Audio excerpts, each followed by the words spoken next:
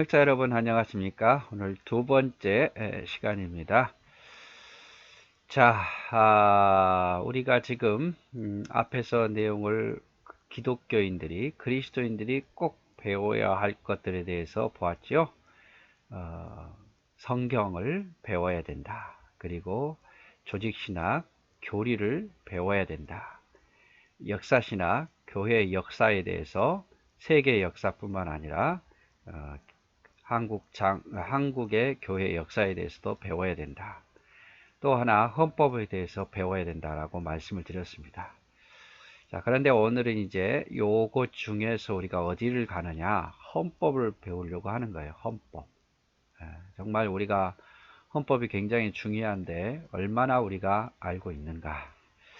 저는 이 지금 내용들을 여러분에게 영상으로 이렇게 가르치고 있는데 번뜩 드는 생각이 인기가 없을 것 같다. 조회수가 많이 없을 것 같다라는 생각이 들기는 합니다. 그러나 뭐 그거와 뭐 상관없이 한 사람이라도 듣는 사람이 있고 배우려는 사람이 있으면 큰 도움이 될 거기 때문에 그와 상관없이 합니다만은 그래도 여러분 너무 중요합니다.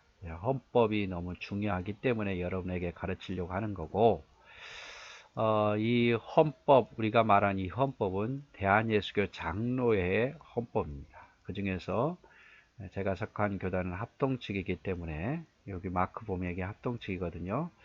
합동 측에 대한 헌법이죠. 그렇다 그래서 뭐 합동 측과 뭐 통합 측 다른 장로교와 많이 다르냐 그렇진 않아요. 대한민국에 있는 장로교들은 또 세계에 있는 장로교들은 거의 비슷한 내용을 주장하고 있습니다. 약간 뭐 나중에 정치의 부분에서 약간 다른 부분이 있지만 거의 비슷해요. 장로교는 뭐 다른 감리교나 그건 조금 더 다를 수도 있겠지만 장로교는 그렇습니다. 그러니까 여러분이 뭐 꼭 합동 측이 아니어도 통합 측이어도 뭐 아니면 백석 측이어도 뭐 여러분 비슷한 내용이니까 여러분에게 큰 도움이 될 것 같아요. 또 여러분 또 관심 있으면 여러분 또 각 교단마다 헌법책이 있어요. 서점에 가면 그거 내용 보면 좀 비교해 보면 거의 비슷할 겁니다만은 약간 다른 건 그것만 조금씩 더 수정해서 알고 있으면 됩니다. 근데 우리 그리스도인들이 헌법에 대해서 잘 알아야 된다는 거죠. 대한예수 장로의 헌법이고 자, 대한예수교 장로의 합동 측의 교단 현황을 보면 노예가 162개 노예 정도 되고 약 12,000개, 정확한 건 아니지만 12,000개의 교회되고 교육자는 38,000명, 목사가 한 23,000명, 강도사가 747명, 전도사가 12,381명이고 선교사가 2,557명 정도 됩니다. 성도수는 한 250만 정도. 장로는 한 2만 1000명 정도 이렇게 되는데 뭐 해년마다 다르고 또 코로나로 인해서 또 많이 또 줄었겠죠. 예, 노예는 줄지 않았겠지만 교회 수나 교육자나 또 성도 수도 많이 줄었을 것이고 그 정도 뭐 생각하시면 될 것 같고 저는 뭐 코로나로 인해서 2020년부터 이 영상을 지금 계속 4년 가까이 찍고 있으니까 뭐 여러분에게는 또 저에게는 큰 도움이 되죠. 공부도 저도 하고 여러분도 도움이 되고. 제가 뭐 이걸 교단을 자랑하려고 하는 건 아니고요. 교단 상관없는 분도 있을 거니까 뭐 우리 교단 정도 이 정도 된다라는 것만 좀 보아달라는 거 있고요. 그리고 뭐 우리 대한민국에 이게 정확한 건 아니에요. 그냥 제 어떤 그 기사들을 보고 제가 좀 취합해서 느낀 거지. 뭐 다른 교단분들 너무 화내지 마시고 그런데 우리 대한민국은 장로교가 제일 많습니다. 그건 사실이에요. 합동, 장로교 합동, 통합, 백석, 고신 다른 교단들도 아주 뭐 60개 넘게가 많은데 이렇게 대표적인 교단은 합동 측, 통합 측, 백석 측, 고신 측 다 하나였거든요. 하나였는데 나중에 장로교 역사를 우리 한국교회 역사를 보면 왜 갈라졌는 이유에 대해서 아마 배우게 될 겁니다. 근데 거의 장로교가 우리 대한민국 교회의 60% 정도를 차지합니다. 60%. 사람마다 좀 다르겠지만 그리고 순복음도 원래 순복음이 있고 여의도 측 순복음이 있는데 순복이 그 다음 정도 한 17% 정도. 감리교가 주로 이제 강원도 쪽에 많죠. 수도권이나 강원도 쪽에 아주 많고 10% 정도.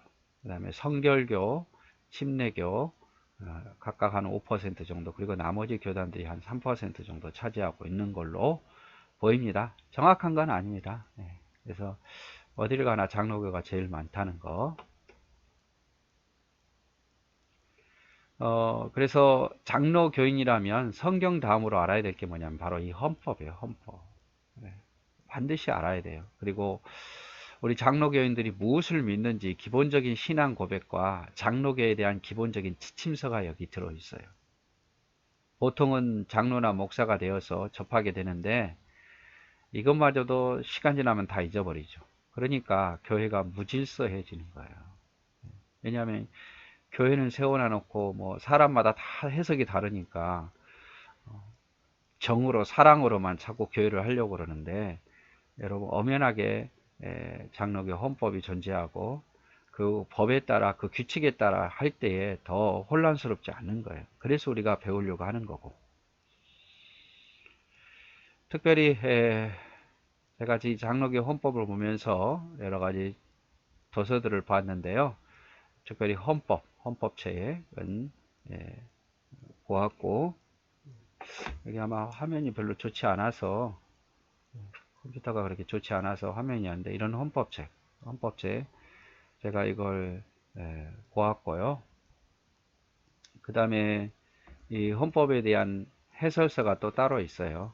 그래서 주로 뭐 정치하고 권징조례만 나와 있는데 훨씬 더 두껍습니다. 두꺼운 책도 제가 참고해서 보았고, 그 다음에 장로교인들은 무엇을 믿는가, 신도 개요에 있는 내용, 새신자 가이드, 새신자들 오면 옛날 책입니다만은 그런 교육하는 거, 기독교 요약, 벌커프의 기독교 요약, 그것도 보았고, 또 더 나가서는 이제 조직신학에 관련된 여러 가지 책들을 보았지요. 그래서 이 대한예교수 장로의 합동의 헌법 구성을 제가 다시 한번 말씀을 드리면, 신조가 있습니다. 신조. 맨 앞에 신조가 12신조. 한 2페이지, 3페이지 정도로 있고, 그 다음에 성경 소요리 문답 있고, 대요리 문답이 있습니다. 소요리 문답은 제가 앞에 영상에서 재생하면 볼 수 있을 거고, 대요리 문답은 조금 더 많아요. 대요리 문답은 나중에 기회가 되면 할 겁니다. 내용은 비슷합니다만은 대요리 문답이 훨씬 더 구체적이죠.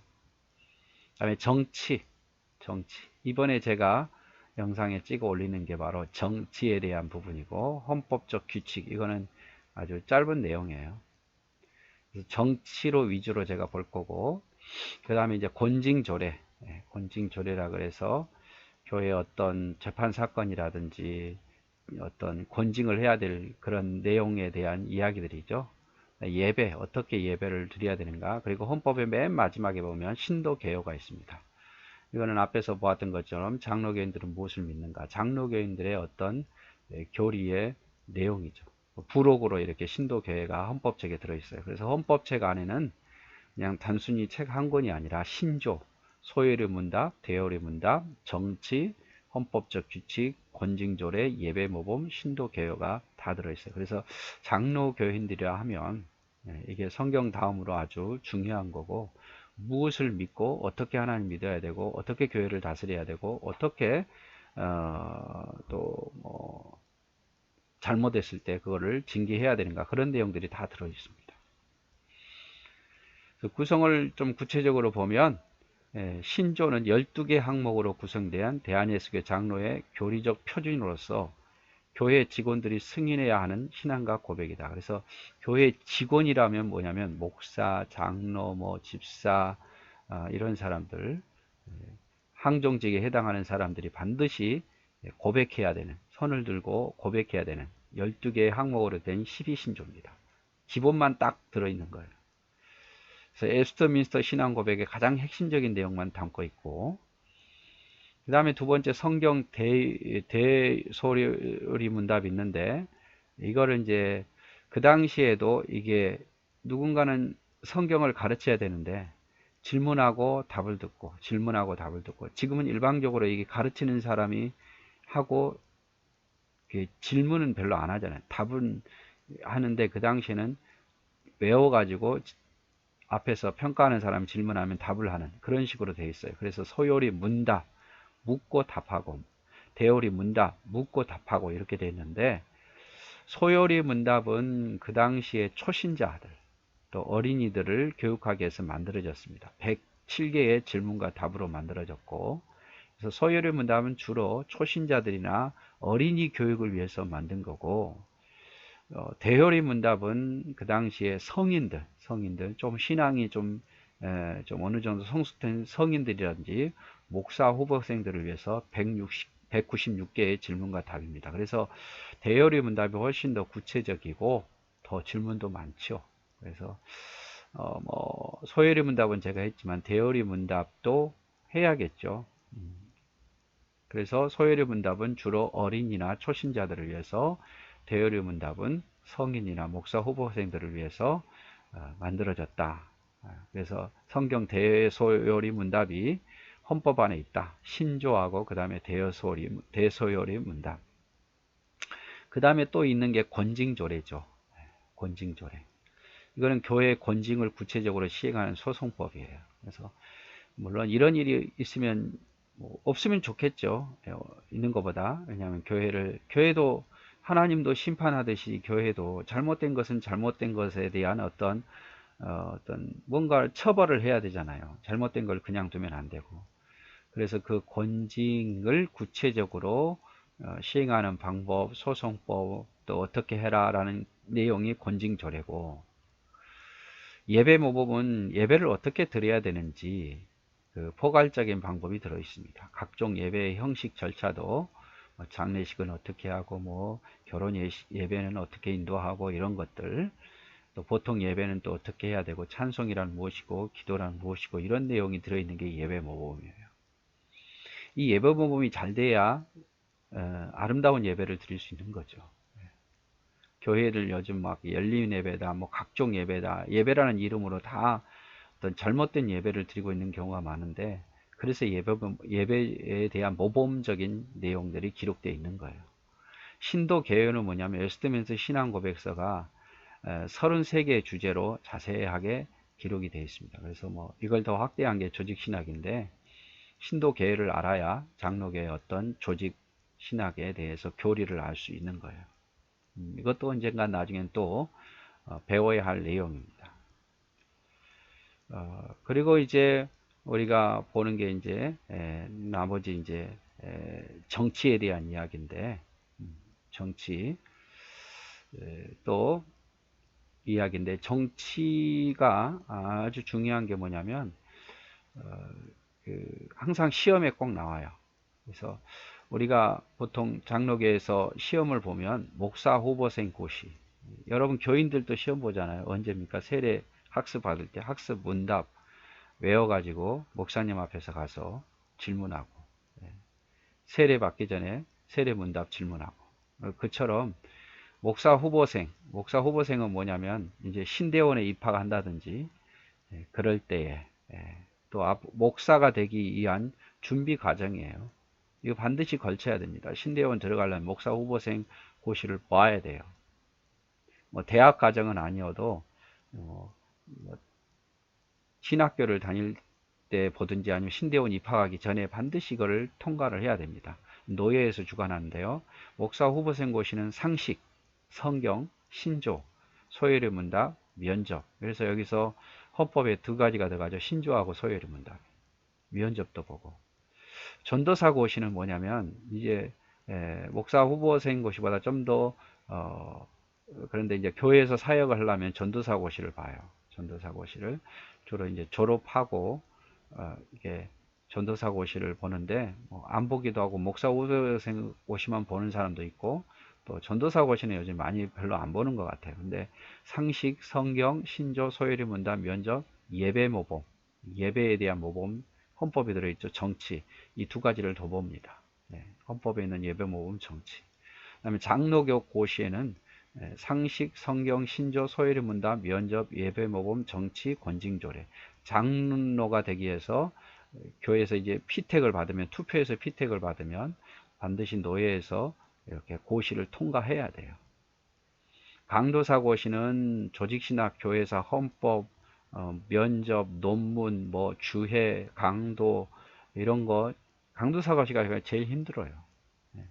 이제 신대원을 졸업하면 이제 강도권을 얻기 위해서 보통 신대원 졸업하고 졸업한 다음 해에 이런 시험을 봅니다만은 총회 주관이에요. 목사 후보생, 전도사, 장로, 목사 고시는 노예 주관이라면 강도사 고시는 총회 주관이죠. 보통 한 70% 정도 합격하는 걸로 알고 있습니다. 그 다음에 목사 고시는 신조, 권징조례, 예배, 모범, 목회학, 면접 이렇게 봅니다. 목사 안수 받기 전에 반드시 치러야 되는 거죠. 제가 왜 이런 말을 하냐면 이런 고시에 왜 이런 헌법 내용이 들어있겠습니까? 신조, 소요리 문답, 예배, 모범, 정치, 권징조례 이런 거 왜 다 들어가 있겠어요? 목회학 이런 게. 그만큼 중요하기 때문에 그런 거예요. 우리 성도들에게는 헌법이 와닿지 않지만 그만큼 가르치는 자에게는 중요하고 성도들도 아주 중요한데 헌법이 중요하다는 것만 제가 말씀을 드린 겁니다. 네, 오늘 또 여기까지만 보도록 하겠습니다. 네, 사랑하고 축복합니다.